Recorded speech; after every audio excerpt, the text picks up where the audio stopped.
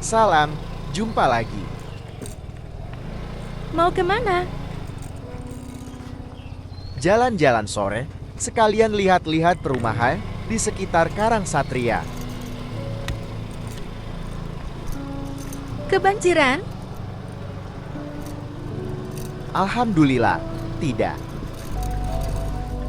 Kali Bekasi aman, hanya saja yang kali CBF yang meluap. Kondisi developer? Developer KPR di Indonesia masih aktif dengan KPR tetap menjadi skema utama pembelian rumah dan pertumbuhan kredit yang masih positif meski melambat. Namun, pengembang kini lebih berhati-hati membangun proyek baru, fokus pada kolaborasi dengan bank, dan memanfaatkan insentif pemerintah seperti PPN ditanggung pemerintah. Kecil sekali jalan itu? Jalan alternatif nanti akan diperlebar yang kiri. Seperti biasa, pasti ada yang digusur, banyak bangunan liar. Kalau papasan mobil dari sana gimana? Biasanya salah satu ngalah, tapi kadang ada Pak Ogah yang ngatur. Mendung terus ya? Mudah-mudahan gak hujan. Becek jalannya. Ini wilayah Karang Satria. Jalan yang kita lewati ini perbatasannya. Terus ke arah utara, lalu masuk ke gerbang perumahannya. Wah, ada tempat handphone. Ya, diletakkan di batang bar tempat belanjaan. Tadinya saya ganti spiat, tapi saya kembalikan lagi ke yang original, soalnya yang ori ada karet yang menjaga air hujan tidak masuk ke stang. Ah gitu, sayang dong spion yang lama. Enggak, saya pasang di Honda PCX.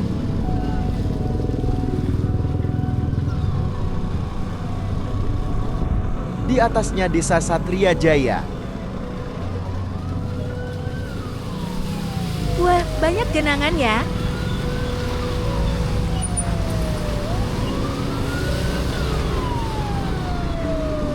Seperti biasa di Bekasi, drainase kadang tidak terawat. Ada ambulan, tunggu lewat saja.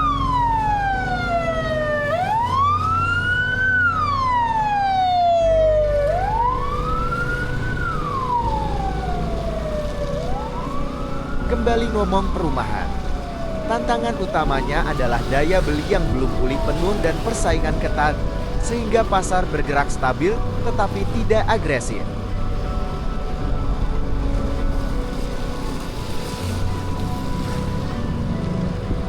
Kita ke kanan, ke arah utara.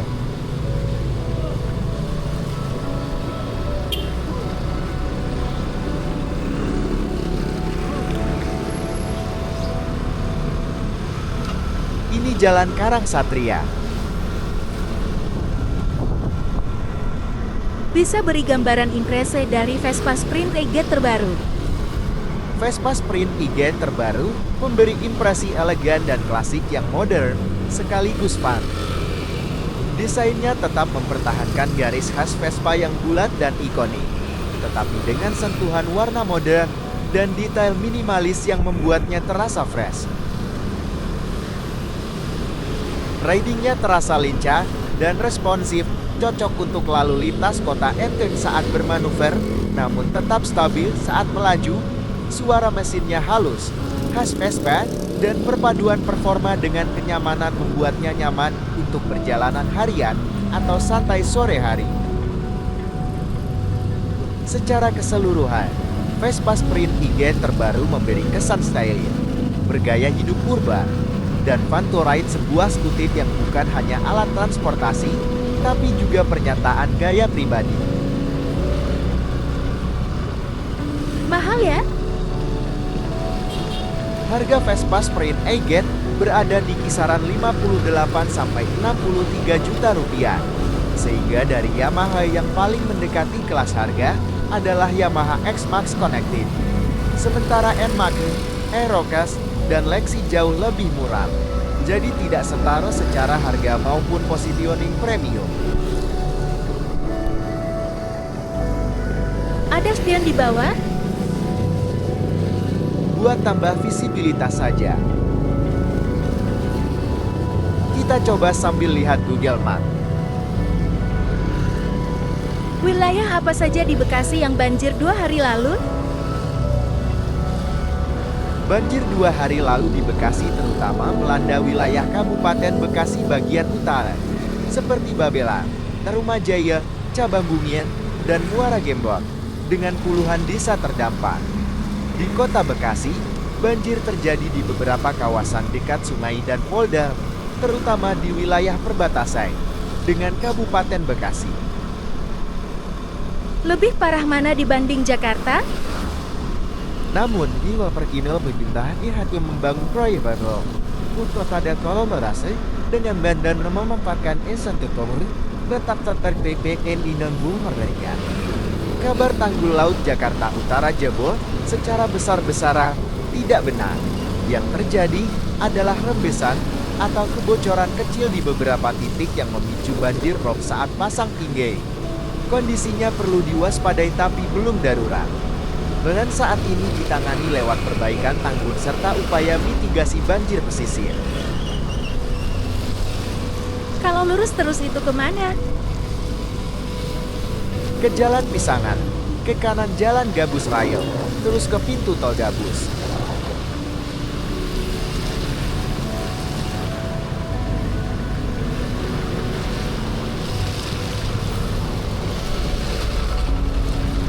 Jalan ini banjir? Ini Kali Bekasi. Kalau meluap pasti menggenangi jalan.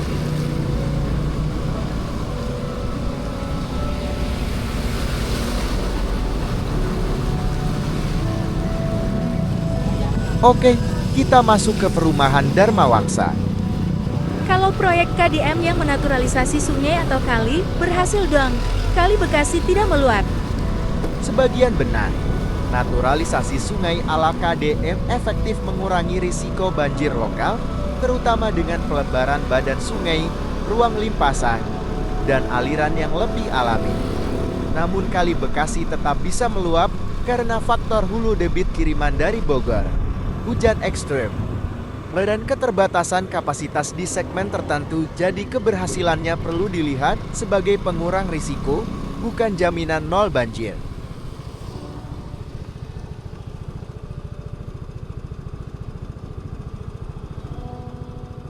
Tol Gabus lurus ya? Ya, tapi masih jauh. Tapi lumayan, kalau mau keluar kota, lewat tol itu jadi cepat. Hanya saja kalau harian bisa tekor, maklum mahal.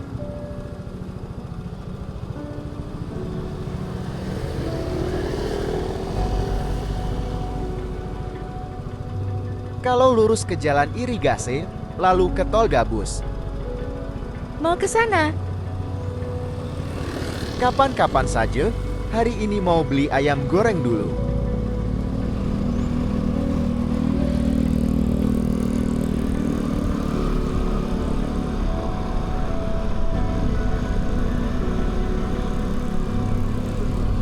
Kita lewat kali.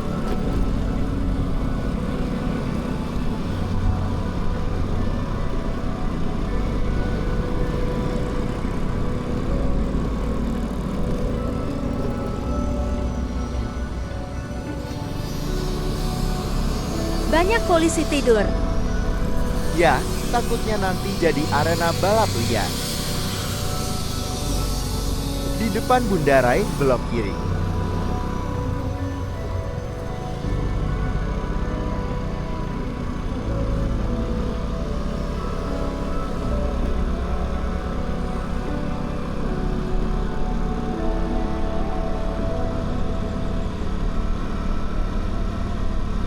Ini Jalan Dharma Wangsa, di kiri itu perumahan yang sedang dibangun.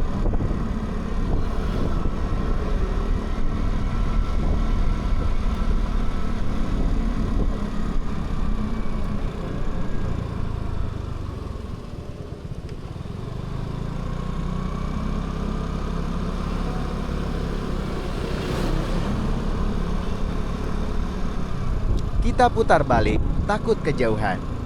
Oke.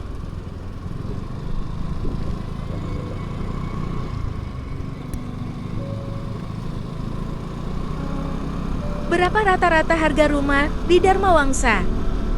Dharma Wangsa di Bekasi harga rumah mulai dari sekitar 400 juta sampai sekitar 1,3 miliar tergantung tipe dan luasnya.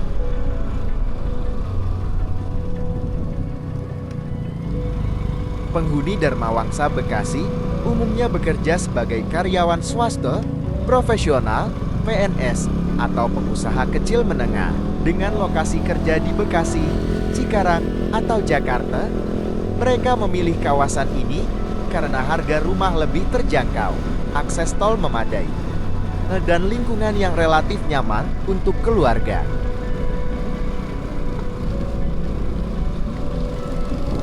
Di kiri ada danau, tapi sayang ditutup.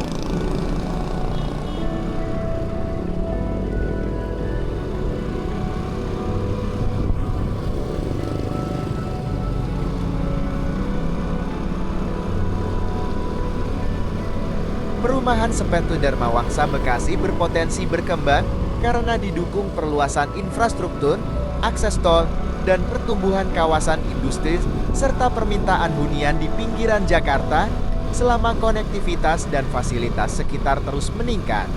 Nilai kawasan dan daya tarik hunian cenderung naik. Dharma Wangsa Bekasi lebih cocok untuk pembeli rumah pertama karena harga lebih terjangkau dan akses tol yang mendukung komuter ke Jakarta atau Cikarang. Gading Torres Bumi Anggrek cenderung lebih matang dari sisi lingkungan dan fasilitas, dengan harga lebih tinggi dan target penghuni kelas menengah ke atas. Jadi kalau rumah kedua atau untuk usaha Gading Teras lebih baik? Ya, kalau tujuannya untuk rumah kedua atau investasi usaha sewa penyewaan jangka panjang, Gading Torres Bumi Anggrek biasanya lebih baik karena lokasinya yang lebih strategis, fasilitas yang lebih matang, dan permintaan sewa yang lebih stabil. Sementara Dharma Wangsa Bekasi lebih cocok sebagai hunian utama atau pilihan pertama karena harga lebih terjangkau, tetapi potensi sewa pengembalian investasinya umumnya tidak setinggi Gading Teras. Apakah Gading Teras jauh ke Tol Gabus? Secara umum Gading Torres Bumi Anggrek berada di Tambun Utara dan gerbang Tol Gabus berada di timur. Jaraknya tidak terlalu dekat, bukan satu kawasan, sehingga jika kamu berkendara dari Gading Teras menuju Tol Gabus, biasanya tempuhannya bisa kurang lebih 20-40 menit tergantung rute, kondisi lalu lintas, dan jam. Dharma Wangsa Bekasi juga relatif tidak dekat ke Tol Gabus, jaraknya kurang lebih sebanding dengan Gading Teras tergantung titik clusternya. Aksesnya masih wajar untuk komuter, tetapi bukan kawasan yang benar-benar dekat pintu tol. Wilayah tersebut diapit dua sungai yang perlu dinormalisasi dan dijaga alirannya. 2 hari yang lalu Kali Cibl yang kanan meluap. Beberapa wilayah terdampak banjir. Biasanya lokasi yang bekas sawah.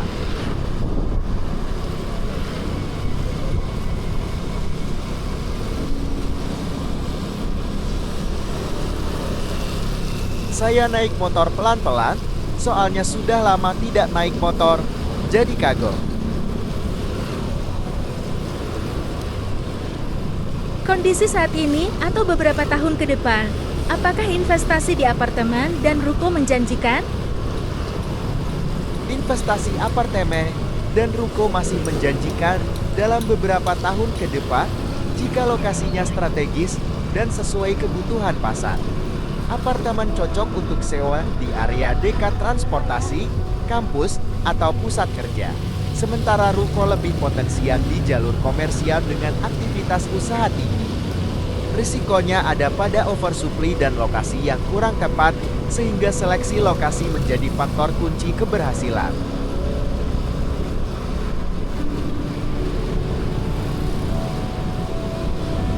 Vespa cocok untuk touring jarak jauh? Vespa bisa untuk touring jarak jauh, terutama tipe modern seperti Sprint, atau GTS yang stabil dan nyaman di kecepatan jelajah. Namun kapasitas bagasi, suspensi, dan posisi duduk membuatnya lebih cocok untuk touring santai dibanding motor touring murni, sehingga perlu persiapan ekstra. Vespa lebih cocok jika jarang dipakai karena perawatannya relatif sederhana dan nilai estetikanya tetap terasa meski pemakaian minim. X-Max lebih pas untuk pemakaian rutin dan jarak jauh, sehingga kurang optimal jika hanya dipakai sesekali. Mengapa Vespa mahal? Vespa mahal karena merupakan skuter premium dengan desain ikonik, bodi dan rangka berkualitas tinggi, mesin tahan lama, produksi terbatas, banyak pilihan aksesoris resmi, dan sebagian besar impor, sehingga terkena pajak tinggi. Jalan ini, kalau jam kerja atau anak berangkat sekolah, macet sekali. Daerah ini dulu pernah longsor jalannya. Setelah diberi batas bilah beton, sekarang normal lagi. Sayang bangunan di sisi jalan mengganggu ekskavator yang akan mengeruk lumpur sedimen.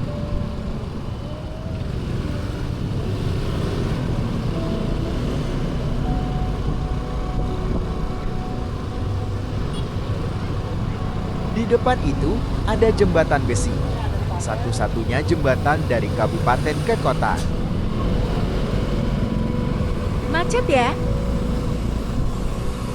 Ya, harusnya diperlebar. Seperti biasa, daerah perbatasan agak sulit berkembang karena berada di dua wilayah, masing-masing saling mengandalkan. Kecuali kalau dua wilayah itu bekerja sama. Kabarnya Vespa bodinya baja ya? Ya, benar. Vespa terkenang karena bodinya terbuat dari baja steel body, bukan plastik seperti kebanyakan skuter lain. Itulah salah satu alasan bodinya lebih tahan lama, kokoh, dan terasa premium, tapi juga membuat harganya lebih mahal dan bobotnya lebih berat. Kayak teng roda 2 ya? Gak semua baja, komponen pendukung biasanya plastik, seperti spakbor, stang, dan injakan kaki. Itu dipasang crossbar ya? Crossbar pada Vespa berfungsi melindungi bodi agar tidak penyok atau lecet saat jatuh. Selain itu, crossbar juga menjaga kaki pengendara tetap aman dari benturan. Fungsinya bisa ditambah sebagai tempat pemasangan aksesoris atau untuk tampil lebih klasik dan stylish. Aksesoris Vespa kenapa mahal? Aksesoris Vespa mahal karena biasanya resmi dari pabrikan, terbuat dari bahan berkualitas tinggi, dirancang khusus agar cocok dengan bodi dan mesin, serta jumlah produksinya terbatas. Selain itu, banyak aksesoris juga impor sehingga terkena pajak dan ongkos kirim tinggi. Kita sudah masuk Gading Teras, Blok Y. Kalau ke kanan itu jembatan besi.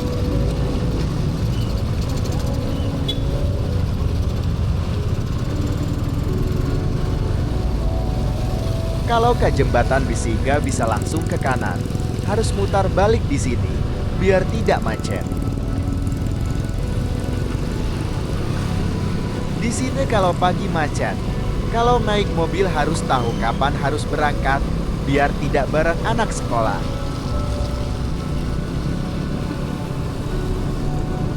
Di belakang McD akan dibangun perumahan Euphoria, tipe kecil 37 luas tanah 72. Kenapa ruko sekarang tidak laku, baik dijual maupun disewakan? Ruko sekarang sulit laku karena banyak usaha beralih ke bisnis online sehingga tidak membutuhkan tempat fisik. Lokasi yang kurang strategis dan harga jual atau sewa yang tinggi juga membuat minat menurun. Selain itu, persaingan properti dan kondisi ekonomi membuat pelaku usaha lebih berhati-hati mengeluarkan modal. Ini dipasarkan kafling komersial, tapi harganya gak kira-kira.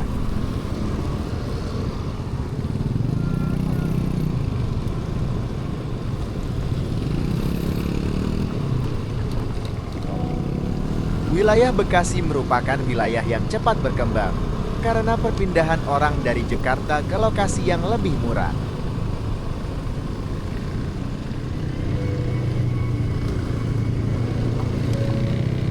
Jalan merupakan kebutuhan utama di wilayah Bekasi.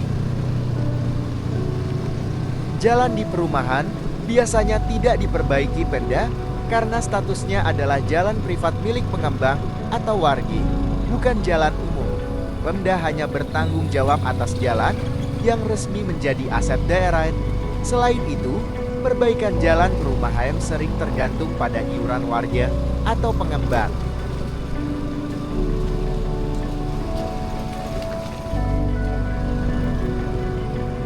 Wah, jalet sekali jalannya.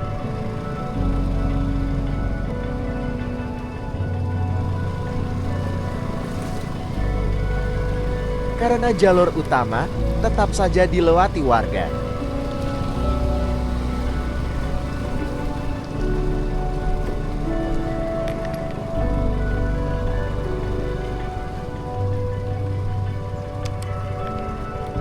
Kita berhenti sebentar, mau lihat progres pembangunan rumah.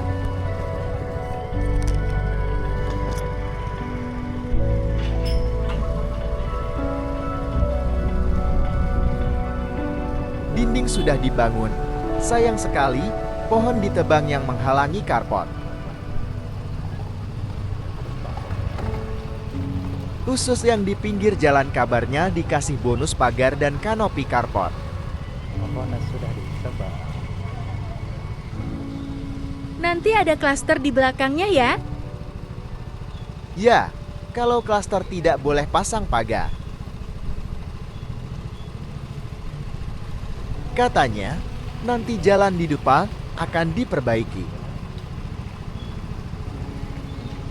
Harus berupa kor beton, kalau di aspal nanti berlubang lagi kayak yang sekarang. Dulu kawasan itu sempat jadi tempat pencinta aeromodeling. Sekarang pencinta balapan burung dara. Di depan ini ada kali lumayan dalam, airnya lancar ke kanan. Rumah yang dibangun itu menghadap timur. Rumah menghadap timur ini memiliki posisi yang nyaman karena depannya tidak langsung menghadap rumah orang lain, sehingga terasa lebih lega dan privat. Lingkungannya asri dengan adanya aliran kali di depan yang menambah kesan sejuk dan lancar sirkulasi udara. Secara keseluruhan, rumah ini menawarkan kombinasi lokasi strategis, privasi, dan suasana alami yang menyenangkan. Rumah pinggir jalan lebih menguntungkan karena bisa dihuni sendiri, disewakan, atau dijadikan usaha kecil, sehingga lebih fleksibel daripada ruko. Harganya biasanya lebih terjangkau, tetapi tetap punya akses langsung ke jalan utama. Selain itu, rumah tetap menawarkan privasi. Sementara ruko lebih berfokus pada kegiatan usaha. Rumah pinggir jalan ini cocok dijadikan rumah kedua karena lokasinya strategis dengan akses mudah, suasana lega, dan privasi tetap terjaga. Keberadaan kali di depan juga menambah kenyamanan dan udara segar, fleksibilitas penggunaan, baik untuk tinggal sementara, disewakan, atau dijadikan usaha kecil, membuatnya pilihan investasi yang menarik. Prospek ke depan cukup baik karena rumah pinggir jalan tetap diminati oleh mereka yang mencari properti multifungsi, bisa untuk tinggal, disewakan, atau dijadikan usaha kecil. Jika kawasan berkembang, nilai properti cenderung naik, terutama dengan akses jalan yang lancar dan lingkungan yang nyaman. Keberadaan kali dan posisi tidak langsung menghadap rumah orang menambah daya tarik jangka panjang bagi pembeli maupun penyewa. Rumah kecil mudah disewakan karena harganya lebih terjangkau bagi penyewa individu atau keluarga kecil. Perawatannya juga lebih ringan sehingga biaya bulanan lebih hemat. Selain itu, rumah kecil fleksibel digunakan untuk tinggal, kos, atau usaha kecil. Vespa hitam jarang di jalan karena warna hitam lebih sulit dirawat. Goresan, debu, dan noda terlihat lebih jelas dibanding warna lain. Selain itu, warna hitam lebih panas saat terpapar matahari, membuat beberapa orang kurang nyaman. Faktor estetika juga berperan. Karena pemilik Vespa sering memilih warna cerah atau metalik yang lebih ikonik dan mudah dikenali. Warna hitam metalik membuat Vespa terlihat lebih premium dan elegan karena kilau vertikal metaliknya. Cat ini juga lebih tahan pudar dan bisa menyamarkan goresan kecil, menjaga tampilan tetap bagus. Selain itu, Vespa hitam metalik biasanya memiliki nilai jual kembali lebih tinggi karena dianggap lebih menarik di pasar bekas. Vespa hitam metalik bisa dipasang crossbar untuk melindungi bodi dari goresan atau penyom saat terjatuh. Selain fungsi proteksi, crossbar juga bisa menambah kesan klasik dan stylish pada tampilan Vespa. Pemasangannya relatif mudah dan banyak tersedia aksesoris resmi maupun aftermarket yang cocok. Warna Vespa memang soal selera pribadi. Hitam metalik terlihat elegan dan premium. Tapi beberapa orang lebih suka warna cerah atau ikonik supaya mudah dikenali dan lebih vibes. Pada akhirnya, yang paling penting adalah sesuai kenyamanan dan gaya pemilik.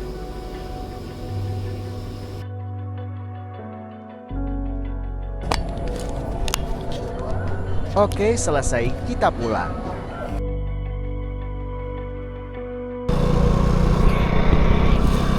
Batang tengah buat gantungan barang juga ya. Di crossbar ada spion kecil. Buat aksesoris saja. Oke, sekian dulu jalan-jalan sore bersama Bladi. Sampai jumpa lagi. Wassalam.